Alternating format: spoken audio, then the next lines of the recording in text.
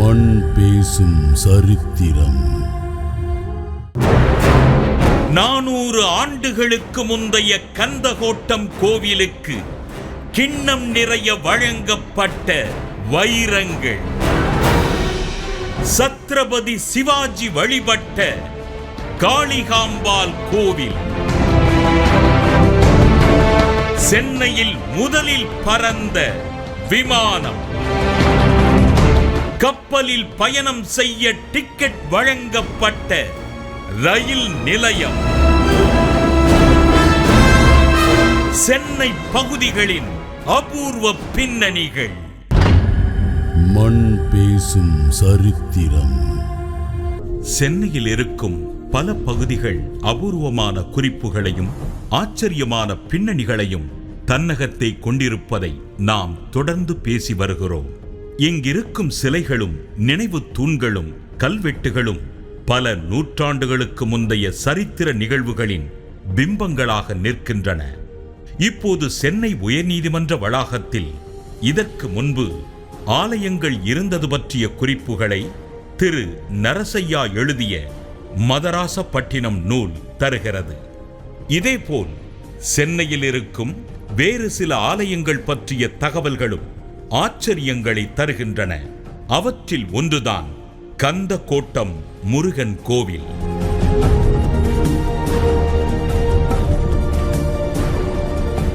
வாடிய பயிரை கண்ட போதெல்லாம் வாடிய வள்ளலார் வணங்கிய திருத்தலம் என்பதில் இது பிரசித்தி பெற்றிருக்கிறது.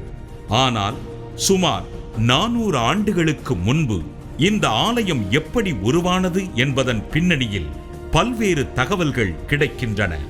இது புற்றிலிருந்து கிடைத்த முருகன் சிலையிலிருந்து துவங்கிய கோவிலாக சொல்லப்படுகிறது. மாரிச்செட்டியார் என்பவரால் உருவாக்கப்பட்ட இந்த கோவில் பல்வேறு காலகட்டங்களில் விரிவுபடுத்தப்பட்டிருக்கிறது. மாரிச்செட்டியாருக்கு இங்கே சிலையும் வைக்கப்பட்டிருக்கிறது. நார்த்து சென்னையில் கந்தகோட்டம்னு ஒரு கோயில் இருக்குது. ரொம்ப பிரசித்தி பெற்ற கோயில். சுமார் 350 வருஷம் ஓல்டு. அது எப்படி வந்ததுன்னா, முதல்ல அங்கே முருகன் கோயில் கிடையாது. மாரிசெட்டின்னு ஒருத்தர் இருந்தார். இவர் ரொம்ப பெரிய முருகு பக்தர். அவருடைய ஃப்ரெண்டு கந்தப்பாங்கன்னு ஒருத்தர், அவர் ஆச்சாரி, இந்த கோல்டு ஸ்மித்.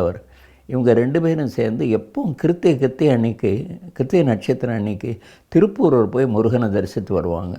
ஆனால் இவங்க இருந்த இடமோ வட சென்னையிலேருந்து அந்த இடம் கிட்டத்தட்ட 40 கிலோமீட்டருக்கு மேலே இருக்குது. கிருத்திகை நாளுக்கெல்லாம் போயிட்டு வர ரொம்ப கஷ்டம். அப்போல்லாம் ட்ராவலிங் ரொம்ப கஷ்டம். குதிரையில் என்னென்ன ஏதாவது வண்டியில் போகணும். அவங்க ஒரு மாதிரி போயிட்டுருக்கிறப்போ ரொம்ப வெயிலாக இருந்தது. எனக்கு களைப்பாறணும்னு சொல்லி 2 பேரும் படுத்துட்டாங்க ரோடு ஓரத்தில். அங்கே ஒரு பெரிய பாம்பு புத்து ஒன்று இருந்தது. அப்போ அவர் கனவுல என்னமோ தோணி இருக்குது. அவர் எந்திரிச்சு என்னமோ முருகனே தரிசனம் கொடுத்த மாதிரி எந்திரிச்சு அப்படி இப்படி பார்க்குறாரு. அந்த புத்துலேருந்து அவருக்கு ஒரு முருக விக்கிரகம் கிடைக்கிது. ஒரு ஃபுல் முருக விக்கிரகம் அங்கே இந்த புத்தில் கிடைக்கிது. அது கிடைச்ச உடனே அவருக்கு மனசில் தோணுனதோ இல்லை யாரோ அசரீரி சொன்ன மாதிரியோ சொல்கிறாங்க. பட் மனசில் தோணி இருக்கும், இதுக்கு நம்ம இனிமேல் நீ திருப்பூரூர் போக வேண்டியதில்லை, உங்கள் இடத்துலையே ஒரு கோயில் கட்டி இது விக்கிரகத்தை வச்சுருங்கிறான். அப்போ அவர் இந்த விக்கிரகத்தை கொண்டு வந்து இந்த வட சென்னையில் ராசப்ப மதுரை ஸ்ட்ரீட்டில் ஒரு சின்ன இடத்துல அந்த வச்சு முருகன் கோயிலாக கட்டி அதில் தொழ ஆரம்பிக்கிறார். அதான் ஃபஸ்ட்டு ஆரம்பம் ஆஃப் கந்தகோட்டம். பிறகு 1901ஆம் ஆண்டு இந்த கோவிலுக்கு நிலங்களும் கிண்ணம் நிறைய வைரங்களும் கொடுக்கப்பட்டிருக்கின்றன. அதற்கு பிறகுதான் இந்த கோவில் வளர்ச்சி அடைந்திருக்கிறது. 1901, அதாவது 20ஆம் நூற்றாண்டு ஆரம்ப காலத்தில் அதுக்கு நிறைய பேர் சொத்து இதெல்லாம் எழுதி வச்சாங்க. அதில் ஒரு செட்டியார் சேர்ந்தவர் ஒருத்தர், ரத்தின செட்டியார்னு ஒரு பேர்.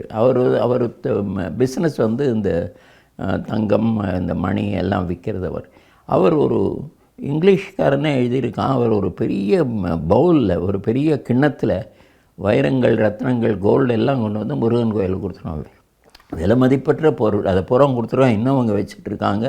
அதெல்லாம் அலங்காரம் பண்ணுவாங்க. அந்த கோயில் ரொம்ப பிரசித்தி பெற்ற கோயிலாக போயிடுச்சு. இதே போல அருகில் இருக்கும் காளிகாம்பாள் கோவில் பற்றிய தகவல்களும் வியக்க வைக்கின்றன. ஜார்ஜ் கோட்டைக்கு உள்ளே முன்பு குப்பமாக இருந்த பகுதியில்தான் இந்த காளிகாம்பாள் கோவில் இருந்ததாகவும் 1640ஆம் ஆண்டு இங்கு ஆங்கிலேயர்களால் பண்டகசாலை தொடங்கப்பட்ட பிறகு இப்போதிருக்கும் தம்புசெட்டி தெருவுக்கு மாற்றப்பட்டதாகவும் கூறப்படுகிறது. இந்த காளிகாம்பாள் கோவில் பற்றி மேலும் பல தகவல்கள் கிடைக்கின்றன. அவற்றில் ஒன்றுதான் சத்ரபதி சிவாஜி இங்கு வந்து வழிபட்ட தகவல். அவற்றை இடைவேளைக்கு பிறகு பேசுவோம். மண் பேசும் சரித்திரம்.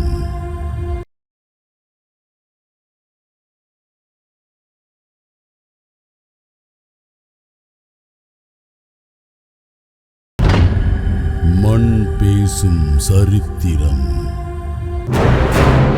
400 ஆண்டுகளுக்கு முந்தைய கந்தகோட்டம் கோவிலுக்கு கிண்ணம் நிறைய வழங்கப்பட்ட வைரங்கள். சத்ரபதி சிவாஜி வழிபட்ட காளிகாம்பாள் கோவில். சென்னையில் முதலில் பறந்த விமானம். கப்பலில் பயணம் செய்ய டிக்கெட் வழங்கப்பட்ட ரயில் நிலையம். சென்னை பகுதிகளின் அபூர்வ பின்னணிகள். மண் பேசும் சரித்திரம். சென்னையில் உள்ள காளிகாம்பாள் கோவில் புகழ்மிக்க பல குறிப்புகளை கொண்டிருக்கிறது.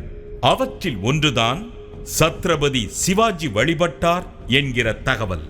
கிபி 1677 இங்கு வந்து இங்கே வழிபட்டார் என்பதை வெஸ்டிஜஸ் ஆஃப் ஓல்ட் மெட்ராஸ் என்ற நூல் கூறுகிறது. 1677ஆம் ஆண்டு அக்டோபர் மாதம் சிவாஜி, சத்ரபதி சிவாஜி இங்கே மெட்ராஸ்க்கு வந்திருக்கார். அந்த காலத்தில், அதாவது அப்போ இந்த மராட்டாஸ் ரூல் வந்துடுச்சு, தஞ்சாவூர்லலாம் மகாராஷ்டிரியன்ஸ் ரூல் ஆரம்பமாகிடுச்சு. அப்போ அவர் சத்ரபதி சிவாஜி இங்கே வந்திருக்கார். அவருடைய ஐடியா வந்து டு டேக் ஓவர் மெட்ராஸ் எல்லாம் டேக் ஓவர் பண்ணுங்கிற ஐடியாவோடு தான் வந்தார். ஆனால் அவருக்கு என்ன, இங்கே வந்தவுடனே உடம்பு சரியாகலாம் போயிடுச்சு. ஆக்சுவலி ப்ராப்ளம் வந்தவுடனே அவர் இங்கே விட்டுட்டு கிளம்பி போயிடுறார். ஆனால் அவர் அந்த கோயிலுக்கு வந்திருக்காருங்கிறது டேவிசன் லவ்னு ஒரு இங்கிலீஷ்காரன் தன்னுடைய புக்கான வெஸ்டிஜஸ் ஆஃப் ஓல்டு மெட்ராஸுங்கிற புக்கில் ரெக்கார்ட் பண்ணியிருக்கார். சிவாஜி, சத்ரபதி சிவாஜி அங்கே வந்தாருங்கிறத அவர் ரெக்கார்ட் பண்ணியிருக்காங்க. அந்த கோயிலில் கூட போய் எழுதி போட்டிருக்காங்க. சத்ரபதி சிவாஜி இங்கு வந்து வழிபட்ட பிறகுதான் பல்வேறு வெற்றிகளும் குவித்தார் என்றும் சொல்கிறார்கள். இந்த ஆலயத்தை பாரதியாரும் வழிபட்டிருக்கிறார். காளி பக்தரான பாரதி இந்த காளியை பற்றி பல பாடல்களையும் எழுதியிருக்கிறார். இப்போ பாரதி வந்து காளி பக்தர், நிறைய காளி மேலே பாடியிருக்கார். பிற்காலத்தில் ஒரு மெட்ராஸில் வந்து பாரதி இருந்தப்போ அந்த கோயிலுக்கு போயிருக்கார், அந்த காளியை பற்றி பாடியிருக்கார். இப்போ நம்ம நிறைய பாடுறோம், ஆனால் எந்த பாட்டு அது மேலே பாடினாருன்னு கரெக்டாக சொல்ல முடியல. ஆனால் அதை பற்றி பாடியிருக்கார். அங்கெல்லாம் ரெகுலராக அவர் விசிட் பண்ணியிருக்காங்க. இன்னொரு விஷயம், பிற்காலத்தில் என்னாச்சுன்னா இந்த காளிகாம்பாள் கோயில் பூராமே முக்கால்வாசி நம்ம வட இந்தியர்கள், அங்கே நார்த் மெட்ராஸில் நிறைய வட இந்தியர்கள் வந்தாங்க. அவங்கெல்லாம் வந்து அங்கே ரொம்ப ஃபேவர் பண்ண ஆரம்பித்தாங்க. பெங்காலிஸ் ரொம்ப பேர் அங்கே வந்து இப்போ ரொம்ப பிரசித்தி பெற்ற கோயிலாக அது இருக்குது. இப்போ ஆலயங்கள் பற்றிய தகவல்கள் இப்படி இருக்க, சென்னையில் உற்பத்தி செய்யப்பட்ட விமானம் பற்றிய தகவலும் வியக்க வைக்கிறது. அதை பற்றி 1910ஆம் ஆண்டு பாரதி தனது இந்தியா பத்திரிகையில் எழுதியிருக்கிறார். 1911ஆம் ஆண்டில்தான் ஜான் டாக்ஸ் என்பவர் இந்தியாவில் விமானம் விற்பனை செய்ய வருகிறார். ஆனால் அதற்கு முன்பே சிம்சன் நிறுவனத்தின் ஊழியர்களால் பல்லாவரம் மலைப்பகுதியில் விமான தொழிற்சாலை இருந்ததாகவும் குறிப்பிடப்பட்டிருக்கிறது. 1910ஆம் வருஷமே பாரதி சொல்லியிருக்காரு, செய்க பொருளை அப்படின்னு சொல்லியிருக்காரு. செய்க பொருளைங்கிறது அவர் சொல்கிறது ரெண்டு விஷயத்தில். ஒன்று நம்ம பண்ணோம், ரெண்டாவது நம்ம வெல்த் இம்ப்ரூவ் பண்ணணும், நம்ம பொருளை நிறைய வெல்த் இம்ப்ரூவ் பண்ணுங்கிறது அவருடைய ஐடியா. அதுக்கு எதை கோட் பண்ணுறாருன்னா, அப்போ ஆஞ்சலிஸ் ஹோட்டல்னு ஒன்று இருந்தது மவுண்ட் ரோடில். அதனுடைய ப்ரொப்ரைட்டர் வந்து சிம்சன் கம்பெனிக்கு சொல்லி ஒரு ஏரோப்ளைன் செய்விக்கிறார். 1910 வேறு எங்கேயும் செய்கிறதுக்கு முன்னால் மெட்ராஸில் ஒரு ஏரோப்ளைன் அவங்களே பண்ணுறாங்க. இந்த ஏரோப்ளைன் வந்து அது எங்கே செஞ்சாங்கன்னு அந்த இதுக்கு டீட்டெயில்ஸ் கிடைக்கல. ஆனால் ஏரோப்ளைன் பறந்ததுங்கிற விஷயம் மாத்திரம் நமக்கு தெரியுது. ஆனால் எவ்வளோ தூரம் பறந்தது, எவ்வளோ நேரம் பறந்தது, அந்த டீட்டெயில்ஸ் இல்லை. ஆனால் அதை பற்றி February 19th 1910 இந்தியாங்கிற பத்திரிகையில் பாரதி எழுதியிருக்கார். அப்படின்னு அதுக்கு முன்னால் அவங்க செஞ்சுருக்கணும். 1910க்கு முன்னால், அதாவது 100 வருஷத்துக்கு முன்னாலேயே, அதாவது ஏரோப்ளேன் கண்டுபிடிச்ச கொஞ்சம் வருஷத்துக்கு அப்புறமே இந்தியாவில் அதுவும் நம்ம மெட்ராஸில் ஏரோப்ளேன் செஞ்சுருக்காங்கிறது ஒரு முக்கியமான விஷயம். அதை பாரதி ரெக்கார்ட் பண்ணியிருக்கு. ரெக்கார்ட் பண்ணதும் இல்லை, அதுவும் இல்லாமல் செய்க பொருளைன்னு அவர் எழுதி அதுக்கு கோட் பண்ணுறார் திருக்குறள்லேருந்து. செய்க பொருளை செருணர் செருக்கருக்கும் எஃகுதனில் கூறியதில் அப்படின்னு. அதாவது செருணர் செருக்கருக்கும் நம்ம பகைவர்களையெல்லாம் தோக்கடிக்கிறதுக்கு அதை விட எஃகு போல கெட்டியான சமாச்சாரம் வேறு ஒன்றும் கிடையாது. எது? செய்க பொருளை அப்படின்னு பாரதி எழுதுகிறார். அதுக்கப்புறம் அதே அடுத்த வருஷத்தில் 1911 வருஷத்தில் முதல் முறையாக ஏரோப்ளேன் பறக்க கொடுக்குறாங்க. அதாவது February 15th 1911, February 15th 1911 வருஷத்தில் ஏரோப்ளேனை விற்கிறதுக்காக இந்தியாவுக்கு வர்றாங்க ஒரு செட் ஆஃப் பீப்புள். அவங்க முதல்ல பாம்பே வர்றாங்க, அங்கேருந்து கல்கட்டா போகிறாங்க, அப்புறம் மெட்ராஸ் வர்றாங்க. இந்த மெட்ராஸில் அவங்க ஒரு ஏரோப்ளேனை பறக்க விட்டு எல்லாருக்கும் காட்டுறாங்க. அது February 15th 1911 முதல் முறையாக தெரிஞ்சு ரெக்கார்டாகி எல்லா ப்ரெஸ்லையும் கோட் பண்ண விஷயம் அது. அதுக்கு டைக்ஸ்னு ஒரு பேர், அவர் பேர் ஜான் டைக்ஸ். அந்த ஜான் டைக்ஸோட பிளெரியாட்டுன்னு ஒரு பிளேன், அது பிளெரியாட்டுங்கிற பிளேன் தான் அப்போ ரொம்ப ஃபேமஸாக இருந்தது. அந்த பிளேனை பறக்க விடுறாரு. அது பறக்க விட்ட கதை பூரா ஹிந்துவில் அப்படியே ரிப்போர்ட் பண்ணியிருக்காங்க. அதாவது நம்ம பெரேட் கிரவுண்டு இருக்குது, ஃபோர்ட்டுக்குள்ளே ஒரு பெரேட் கிரவுண்டு, அங்கே தான் பறக்க விட்டாங்க. 5-6 பேர் அதை பிடிச்சிக்கிட்டு நிற்கிறது. அதுக்கப்புறம் அது வேகமாக போய் பறக்கிறதுக்கு 2 தடவை ட்ரை பண்ணி 2 தடவையும் கீழே இறங்கிடுறது. 3ஆவது தடவை தான் அது மேலே பறக்கிறது. அதை எல்லாமே ஃபுல்லாக வச்சுருக்காங்க. இந்த விமானம் பற்றிய தகவல்கள் குஜிலி பாட்டு என்கிற சிந்து பாடலிலும் காண கிடைக்கின்றன. இந்த குஜிலி பாடல்களை முனுசாமி முதலியார் எழுதியிருக்கிறார். இந்த ஏரோப்ளேன் பறக்கிறத பற்றி ஒரு சிந்து கூட பாடியிருக்கார் ஒருத்தர், சூளை முனுசாமி முதலியார்னு ஒருத்தர். 1913 படித்து அது அதுக்கு என்ன சொல்லுவாங்கன்னா குஜிலி பாடல்கள், குஜிலி புஸ்தகங்கள்னு இங்கே விற்பாங்க நிறைய. குஜிலிங்கிற வார்த்தையே ஒரு ஃபன்னி வேர்டு, அது குஜராத்தினுடைய வேர்டு, அது இங்கே வந்திருக்கு. அதாவது நார்த் இந்தியன் புக்ஸ் எல்லாம் விற்கிற இடம், சின்ன சின்ன புக்ஸு ரொம்ப சீப்பாக கிடைக்கிற புக்ஸ் எல்லாம் மூர் மார்க்கெட்னு ஒரு இடம் இருந்தது, அங்கே தான் விற்றுட்ருப்பாங்க. அங்கே போய் அது வாங்கலாம். ஏன்னா அது பைசா 3 பைசா 4 பைசா காலனா, 3 பைசானா காலனா தான், அது ஒரு நாள் 4 ஒன்று தான் அது. இந்த சூளை முனுசாமி முதலியாருங்கிறவர் அதை அந்த பறக்கிற ஏரோப்ளைனை பார்த்துட்டு அவர் ஒரு சிந்து எழுதியிருக்கார். அது ரொம்ப அதை பார்த்தா நமக்கு நம்மளுடைய சரித்திரம் நம்ம இதிலேயே எழுதப்பட்டிருக்குங்கிறது நமக்கு தெரியும். அந்த பாட்டு சொல்கிறேன் பாருங்கள். சூளை முனுசாமி முதலியார் மேல் பறக்கும் மோட்டார் கார் சிந்துன்னு அதுக்கு டைட்டில். அதாவது மேல் பறக்கும் மோட்டார் காருங்கிறார். பதிகுல துரைமார் வம்சம் பட்சமாய் மான் ஜூல்ஸ் டைக் என்னும் சதியிலா மோட்டார் காரை தானவர் பறக்கச் செய்த கதைதனை உலகோர்க்கான காட்டினேன் சிந்தாகத்தான் புலவர்கள் மனம் பொறுத்த பொற்பதம் தொழுதிட்டேனேங்கிறார். தொழுதிட்டு அவர் என்ன சொல்கிறாருன்னா, திரேதாயுகத்தில் ராமர் கொடிய சண்டைகள் செய்தார், கீழிருந்து அனுமாரும் அவரை தூக்கி நின்றார், ஏனோ அந்தரமாய் நின்று சண்டை செய்யாவிட்டார், இப்போது அந்தரமாய் வண்டி ஓட்டி காண வைத்தார். பறக்கும் மோட்டார்காரை பார்த்தாயோ நீ பெண்ணே, பட்சி போல் உருவமும் தொற்று இது கண்ணே, விசிறி போல் தலையுருவம் வைத்தாரே அது முன்னே. விசிறி போல் தலையுருவம்னா ப்ரொப்பலர் முன்னால் இருக்கிறத சொல்கிறார். வேண்டி இன்ஜினும் வயிற்றில் வைத்தார் கண்ணேன், அது ஸ்டமக்கில் தான் இன்ஜின் வச்சார்னு இந்த மாதிரி ஒரு பாட்டு எழுதி அதை நமக்கு, அதாவது சரித்திரங்கிறது நம்ம பெரிய இங்கிலீஷ்காரன் எழுதின சரித்திரத்தை பார்க்க வேண்டியது. இந்த மாதிரி சிந்துக்கள் எல்லாம் நம்ம படிக்கிறப்ப அதுலேயே சரித்திரம் புதஞ்சு கிடக்கு நிறைய. இந்த நிலையில்தான் சென்னை ராயபுரம் ரயில் நிலையம் பற்றியும் ரிப்பன் மாளிகை அமைந்திருக்கும் இடத்தை பற்றிய தகவல்களும் வியக்க வைக்கின்றன. அவற்றை இடைவேளைக்கு பிறகு பேசுவோம்.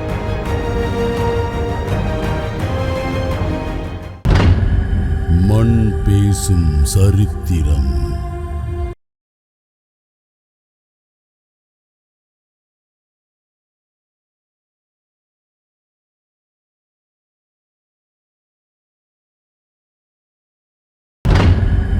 மண் பேசும் சரித்திரம்.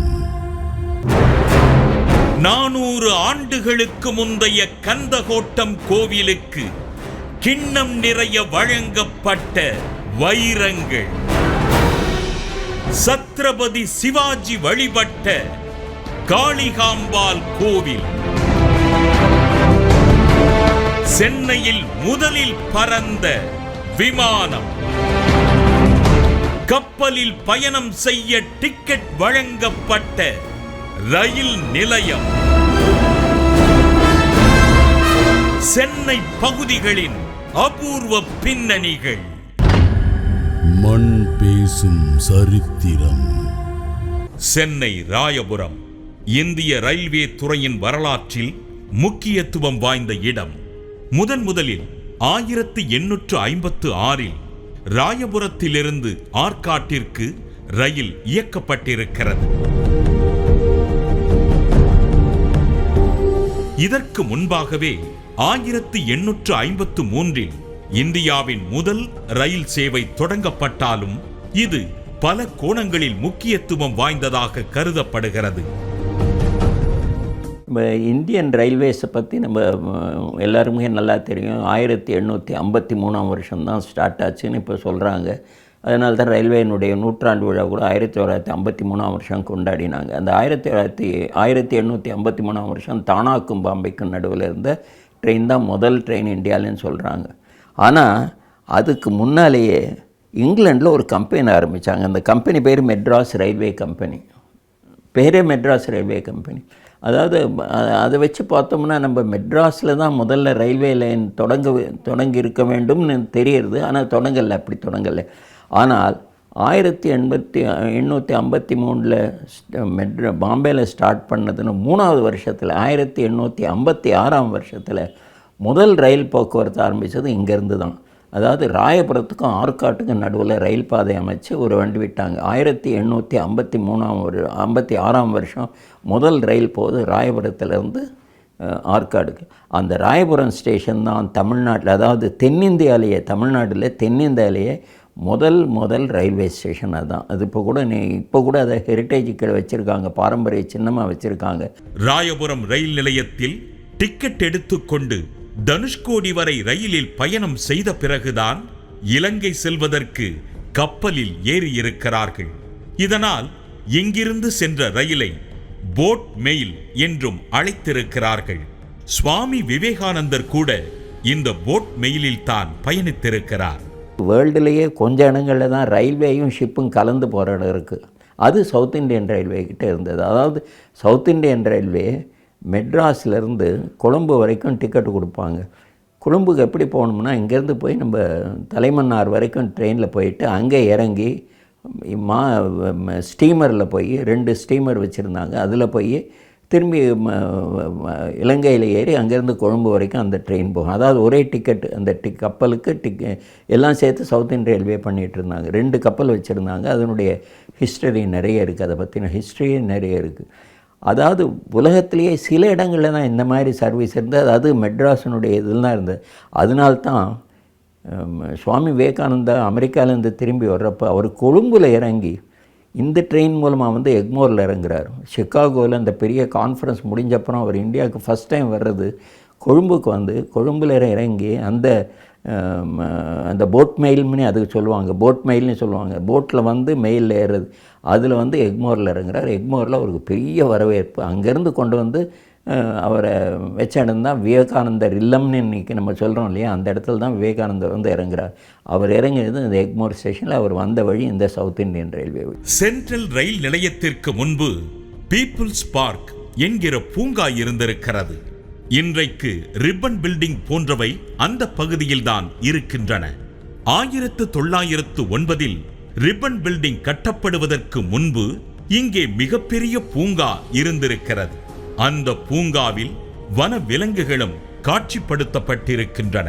1859-60 சர் சார்ல்ஸ் ட்ராவலின்னு ஒருத்தர் இருந்தார். ட்ராவலின்னுங்கிறவர் கவர்னராக இருந்தார். அவர் என்ன பண்ணார்னா, பீப்புள் போய் சேர்ந்து இருக்கிறதுக்கு ஒரு இடம் இல்லையான்னு சொல்லிட்டு ஒரு பெரிய பார்க்காக கட்டணும்னு சொல்லி கட்டினார். அந்த பார்க் அதுக்கு பேரே பீப்புள்ஸ் பார்க் தான். அந்த பீப்புள்ஸ் பார்க்கில் நிறைய ஏதாவது கொண்டாட்டம் அப்போல்லாம் வேறு ஒன்றும் கிடையாதுல்ல, சினிமா ட்ராமாலாம் ஒன்றும் ஜாஸ்தி இல்லை. அதனால் இங்கே எல்லாம் கூடிட்டு ஏதோ கொண்டாட்டம்னா அதில் பேண்ட் ஸ்டாண்டுன்னு ஒன்று நடுவில் இருக்கும் ரவுண்டாக. அந்த பேண்ட் ஸ்டாண்டில் வச்சு தான் பேண்ட் வாசிப்பாங்க. எவ்ரி டே ஈவினிங் எல்லாம் கேட்டு போவாங்க. இங்கிலீஷ் மியூசிக்கெல்லாம் ரொம்ப என்ஜாய் பண்ணுவாங்க. அங்கே தான் நம்ம இப்போ வண்டலூர் ஜூ இருக்கு இல்லையா, வண்டலூர் மிருகக்காட்சி சாலை இருக்கு இல்லையா, அது அங்கே தான் இருந்தது. அது நானே பார்த்துங்க அங்கே இருந்தப்போ. ஏன்னா அதுக்கப்புறம் தான் வண்டலூருக்கு போச்சுது. அங்கே தான் மியூசியமும் இருந்தால் அங்கேருந்து அங்கே தான் போச்சு. அந்த இடத்துல இதெல்லாம் வச்சுருந்தாங்க. ஜிம்னேஷியம் இருந்தது, அங்கே வந்து உடற்பயிற்சி சாலை இதெல்லாம் இருந்தது. இதெல்லாம் நல்லா இருந்தப்போ 1887 குயின் விக்டோரியாவுடைய பொன்விழா நடந்தது. அவங்களுடைய பொன்விழா. அதுக்கு 1886 டிசம்பர் பெருசாக கண்டக்ட் பண்ணாங்க. அந்த பேண்ட் ஸ்டாண்டில் பெரிய பேண்டு வாசிக்கிறது, எல்லாம் மக்கள் கூட்டம் 6000 பேருக்கு மேலே அங்கே இருந்தாங்க. அப்போ என்னாச்சு, ஒரு கொட்டையில் தீ பிடிச்சிடுச்சு. தீ பிடிச்சோன்னா அங்கே இந்த மாதிரி இப்போ மாதிரி இதெல்லாம் கிடையாது இல்லையா. அப்போல்லாம் வந்து ஹேண்ட் ஆப்ரேட்டட் பம்ப், அதெல்லாம் சும்மா கையால் அடித்து தண்ணியை கொடுக்குறது, அதெல்லாம் தீ அணைக்கிறதுக்குள்ளே சுமார் 300 பேர் செத்தே போயிட்டாங்க. தீயில் கருகியே செத்து போயிட்டாங்க. அதை பற்றி பாட்டெல்லாம் இருக்குது. பாரதியார் எழுதியிருக்காரு, நிறைய பேர் எழுதியிருக்காங்க. அது சிந்துவே இருக்குது, பீப்புள்ஸ் பார்க்கு தீ விபத்துன்னு ஒரு சிந்தே கூட பாட்டே இருக்குது. அந்த ஏன் இதை நான் இப்போ சொல்கிறேன்னா, அவ்வளோ பெரிய பார்க் ஒன்று கட்டி வச்சுருந்தாங்க இங்கிலீஷ்காரங்க, பீப்புள் என்ஜாய்மெண்ட். கொஞ்சம் கொஞ்சமாக சுருங்கி இப்போ ஒன்றுமில்லாமல் போயிடுச்சு. அந்த பார்க் இருந்ததுனால தான் இன்றைக்கி அந்த பார்க் டவுன்னு ஒரு இடம் சொல்கிறாங்க இல்லையா, அதுக்கு பேரே பார்க் டவுன் இதனால தான் வந்தது. அந்த பார்க்கில் சர்க்கஸ் நடக்கும், வேறு விஷயங்கள்லாம் நிறைய நடந்துகிட்டு இருந்தது. இப்போ டில் ரீசெண்ட்லி பக்கத்தில் மூர் மார்க்குன்னு பெரிய புக் ஷாப்பெல்லாம் இருந்தது. அது எல்லாமே இப்போ மாயமாக போயிடுச்சு. இப்படி சென்னையின் பல வரலாற்று பின்னணிகள் நம்மை வியக்க வைக்கின்றன. கால மாற்றத்தில் இப்போது ஒவ்வொரு பகுதியும் வேறு விதமான முகங்களை காட்டுகின்றன. அந்த முகங்களோடு பழைய வடிவங்களையும் இணைத்து பார்த்தால் ஆச்சரியம் மேலோங்குகிறது. சென்னையின் மேலும் பல அபூர்வ பின்னணிகளை பிரிதொரு நிகழ்ச்சியிலும் பேசுவோம்.